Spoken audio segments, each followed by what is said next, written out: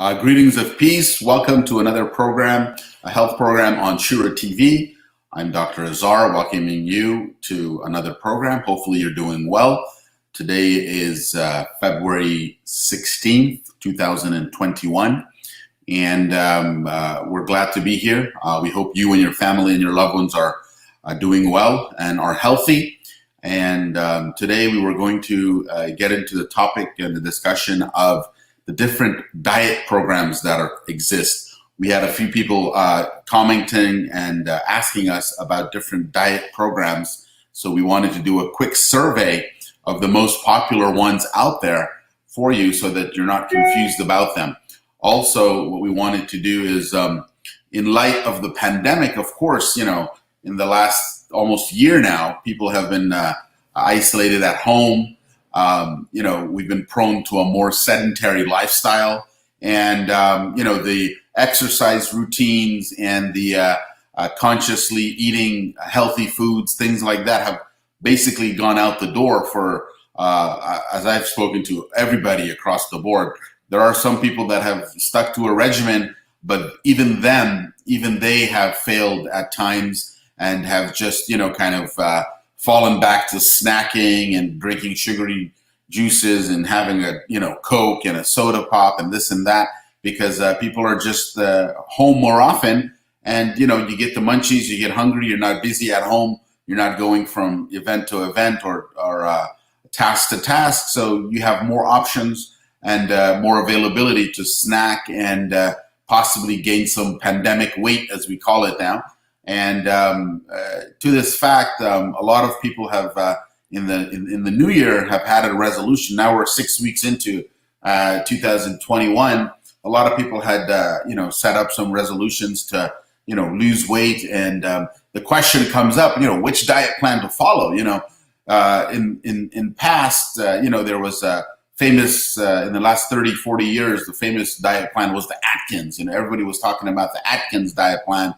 And it was a low carb, high fat diet, and everyone was getting on board and doing it intermittently and getting on and off. But again, people didn't get results that they wanted to sustain. The key is sustainability of results. I was reading a book. It was called the Obesity Code. It's written by I think a Jason or a John Feng. And in that book, what they've done based on the latest research is, here it is, it's Jason Fung, MD, Unlocking the Secrets of Weight Loss. So this is a good book to get. And what they hone in on and what they bring it down and basically bring weight gain down to is the levels of insulin in your body and the levels of insulin resistance. So basically, insulin is produced in response to sugar in the body. So whenever you have some type of meal that has sugar or that has carbs, the insulin is released. So and it processes that sugar and helps it get processed and utilized. So what's happening nowadays is that he's saying that this insulin is released and we have excess insulin in our body, in our bloodstream. But what happens is that this insulin is not functioning. It's not affecting the glucose. So there's an insulin resistance in the body. So when this happens, you get weight gain. The body doesn't register to utilize that sugar. So what it gets is it gets stored as fat.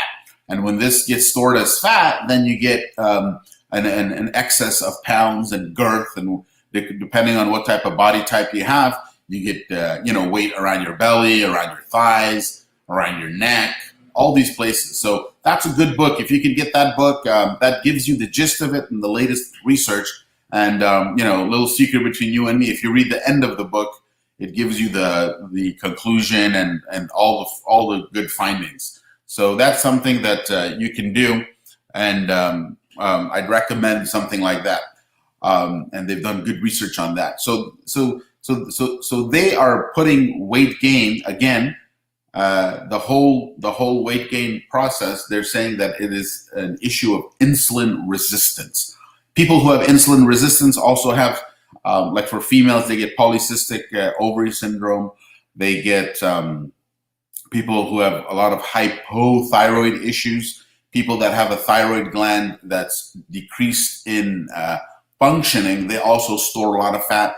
They're not burning energy. So I think the take home message from that book is to, before you start a weight loss program, it's very important to get a baseline assessment of what's going on in your body. Now, you should go to your doctor, your primary care doctor, tell them you want to go on a diet program, you want to lose weight, and then have them run some panels on you. They'll do a complete blood test. They'll do some hormone tests to see that, make sure that your endocrine system is doing well. They'll run your cholesterol levels, because these things all point to and will let them know if there's a hormonal irregularity. And if there is such a thing, before you get on a weight loss program, you have to kind of get to the bottom of that and make sure your body's functioning before you get on the weight loss, because you won't lose the weight like the weight loss program tells you it's going to happen. Because if you have an underlying condition, it's very important to take care of that first. A lot of people have, heart disease, they have cholesterol, they have diabetes, and these things need to be discussed with your primary care physician. I encourage you to go and discuss it with them, or even nowadays, they're doing Zoom calls and they're doing telemedicine. If you're with Kaiser, you can talk to the nurse on call and tell them, hey, you're starting a diet program, get her recommendations based on your numbers and your testing. So that's very important to do, because if you start the diet programs and you start, especially these extreme diet programs, which can have a bad effect on your overall health, you need to make sure that your medical practitioner is aware and kind of monitors your progress with you. You need an extra set of eyes, and specifically someone trained professionally to help you and to see you through so that you are successful.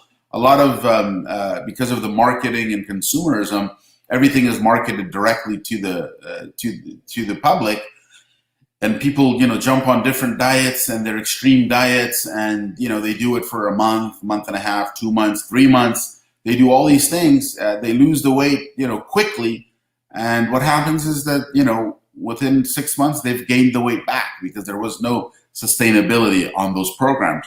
I was reading the U.S. health reports, U.S. News and Health Report diet plans, and the top diet plans, which they've looked at everything. Last year, the number one plan was the Weight Watchers that they recommended, because it is a balanced program. It takes from every food group, and it just decreases that caloric intake. And the methodology was very good. This year, they recommend that the number one program was the Mediterranean diet. The Mediterranean diet, they mentioned the flexitarian, which is a combination of, it's mostly vegetarian, and then you have options when to eat meat with it. So the flexitarian, the Mediterranean diet, and then also the bread and butter ketogenic diet, which is a transformative from the Atkins, which everyone knew from before. It's very important that when you're looking at a diet program, to make sure that what you're looking at is something that you can cope with. Here we have a couple of them that are very famous, and we hear about all the time in our, what do you call it, in the marketing industry, commercials. Everything is set up. We have the paleo, the Atkins, and the ketogenic. Atkins is the historical one, and it's obviously the goal was to put the body in a ketotic state, which is in a fat burning state, so that you're not storing any sugar as fat. So you sort of make the body think that it's starving, so that it burns the excess and the reserved fats. When that happens, and it has it has 4 phases. The Atkins traditionally had 4 phases, and as you go through the phases, you're decreasing the amount of carbs, and then by the end, you're adding back, and your body plateaus with Atkins. The ketogenic is similar, and basically that as well uses the body's own ketones as fuel for energy. rather than the you burn the fats, you get ketosis, you burn those ketones and those excess fats that are stored in your body. So you're not actually storing the sugars as fat as you're going along. And it is basically the carbohydrate level is decreased greater than Atkins. I think it's 20 to 30 grams more of carbs that are restricted. And then, of course, you have the paleo. The paleo was famous for a while. It's very hard to sustain. It's very expensive. You have to, basically what paleo tells you is, think of the caveman back in the caveman era, what people ate at that time. They want you to eat that now. So you're going to avoid anything processed, anything, a lot of these fruits and vegetables that we have now, you avoid those. It's basically a carnivorous meal that you're having, and basically you're only getting about 150 grams of carbohydrates daily, and it's fairly expensive, the types of foods that they want you to get on for that. And from what I gathered, based on our survey, it's very hard to maintain the paleo diet unless you have a chef and you're well off and that's all you're focusing on, and you have enough time to just pay attention to that. Then it'll work for you. But otherwise, I think the best thing to do is to look for a diet plan that can be sustainable and you can have longevity.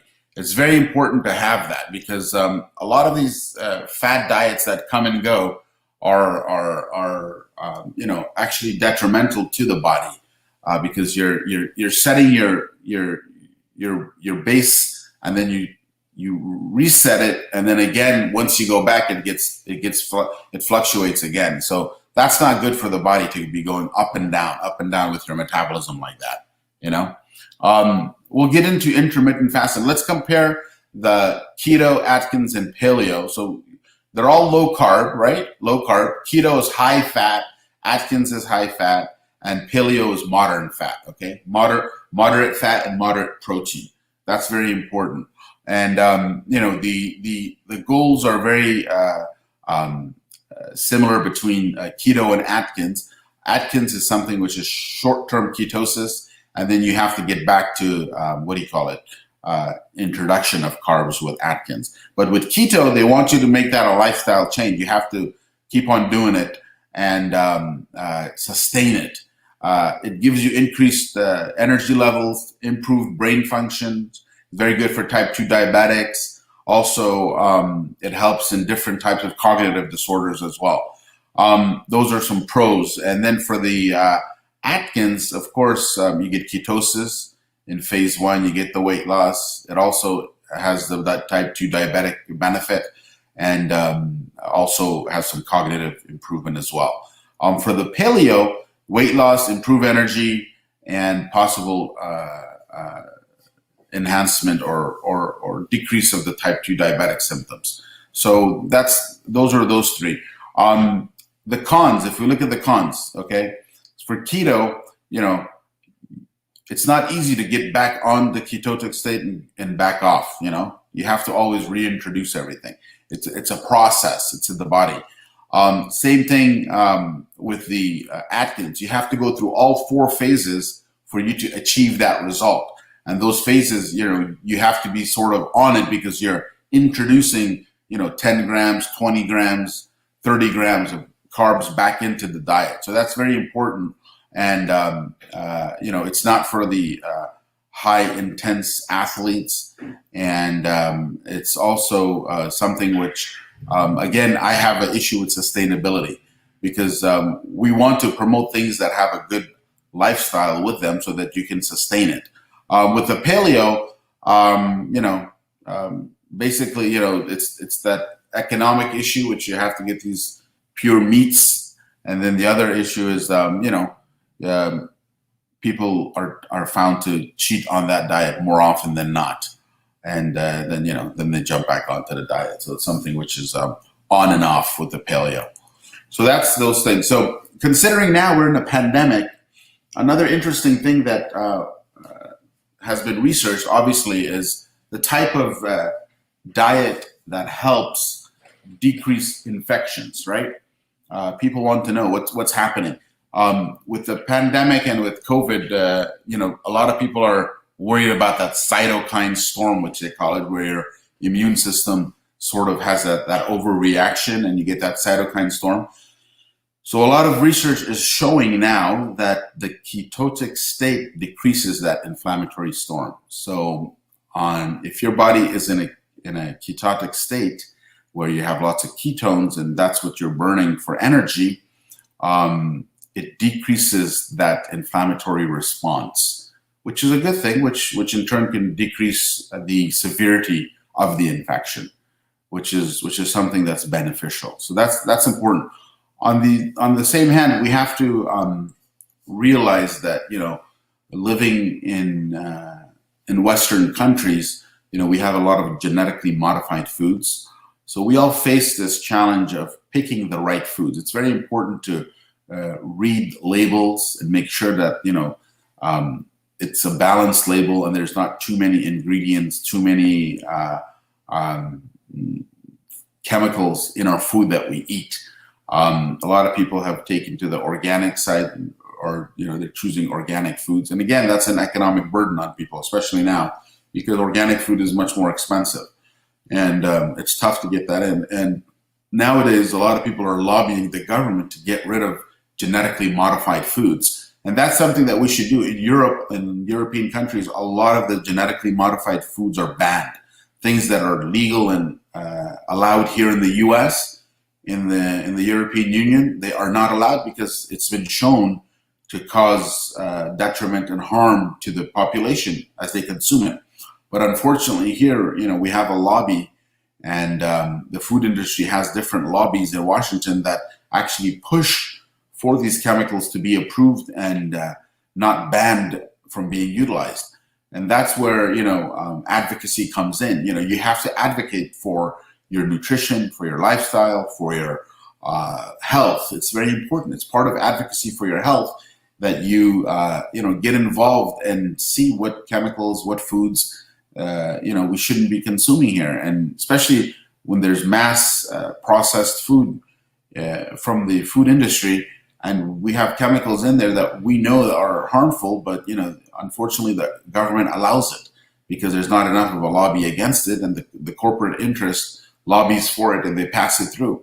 So there's no legislation against it. In Europe and in England, they've decreased the genetically modified foods, and that in turn leads to greater outcomes and greater longevity and better health in the long term. And it's less of a burden on the healthcare system in the long run as well. So I think we have to look at that in the US as well, because it's very important to have that in mind. So getting back to the diets. So picking a diet, this year, again, I said the Mediterranean diet has been the #1 diet. Weight Watchers is top 5. And also the flexitarian diet. Flexitarian meaning it's mostly plant-based, but occasionally you can have fish, you can have chicken, you can have turkey, all the white meats you can have with it. And it's shown to have a sustained weight loss benefit for the participants in those. And then in terms of the flexitarian diet, plant-based foods have been shown to ultimately give you better health in the long term. So if you can increase your vegetables and fruits and decrease the meat consumption, that would be something which is beneficial in the long term for your health. You can still do eggs and dairy, but at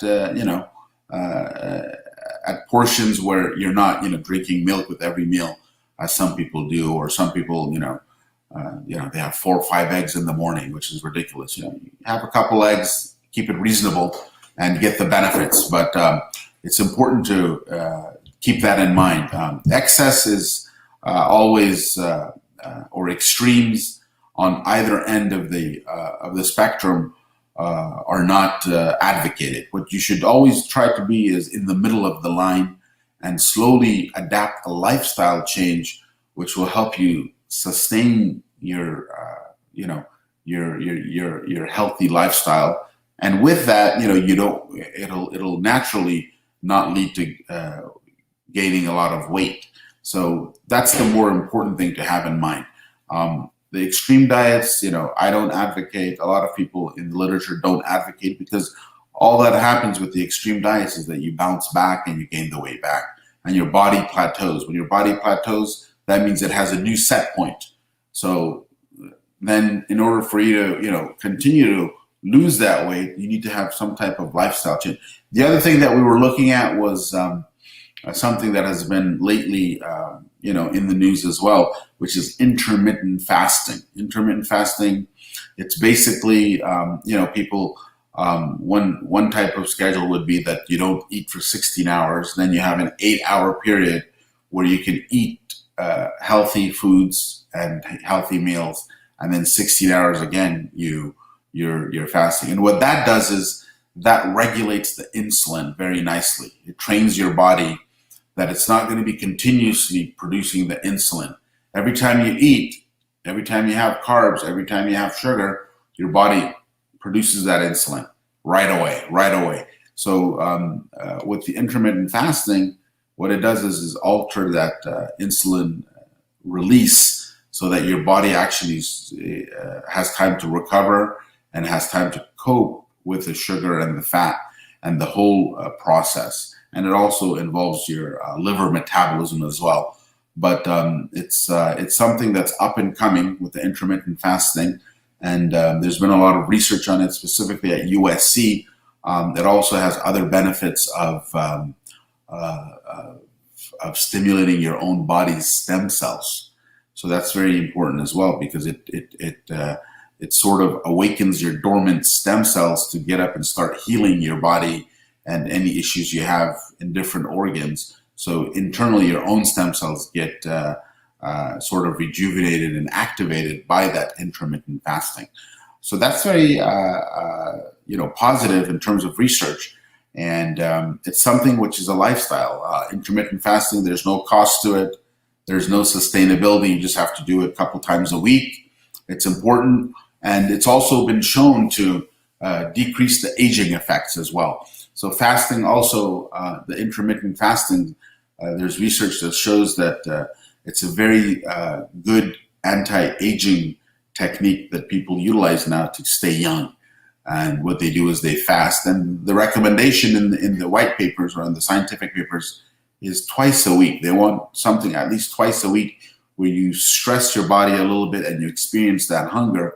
And that does amazing things for your endocrine system and your digestive system, as well as your immune system and your also the stimulation of the stem cells, which is great. So if you could do that twice a week, that would be awesome. A lot of people do that. So when you sleep, you're fasting as well. So you're not really taking any type of intake in. So that's usually 7 to 8 hours. And then when you wake up, people remain hungry for another 6 to 8 hours, and then they start with their meal at maybe 3, 4 o'clock in the afternoon. They'll do their first meal, or at 5, 6. So there's different schedules to follow, but that has huge benefits, and it's something that's sustainable, and it's shown to actually, if you keep your meals to a reasonable, healthy portion, it shows in the long term that it's best for weight loss as well, and for overall body health. So those are basically some of the diet plans that are out there. Atkins, keto, paleo, flexitarian. You have the Weight Watchers, and then you also have intermittent fasting. These things are, and the ketogenic, of course. These things are important, and they're there, but you have to make the right selection for your body. And I encourage you to discuss that with your personal doctor, and make sure that you get a good baseline assessment, again, of what's going on in your body. Why in the first place if you're someone that watches what they eat and is very conscious of the healthy foods that they ate, and you're still gaining weight or you're not losing the weight, then you have to look and see what else is wrong. You might have insulin resistance. You might have different hormonals. You might have them do a panel of your endocrine system. Your thyroid might be hypothyroid, or you might have something that's called Hashimoto's, which is hereditary, and that causes weight gain in the long run as well, because it decreases your metabolism. So you're not burning that fat, that sugar. So it's important to keep those things in mind. Some people are on different medications. The medications also decrease metabolism and increase weight gain. So these things are important. Specifically, a lot of these antidepressants, all these medications for the mind and for the different mental conditions, mental health conditions, have side effects. So you have to look into that, and you have to advocate for your health. I encourage you to do that. And if you have any other questions or concerns, you can always comment on these videos, and we can get back to you and get you your information that you need. We hope that this is beneficial for you. Again, keep healthy, make the right food choices, and we'll see you next week on our health program here at ShuraTV. Thank you, and have a great day.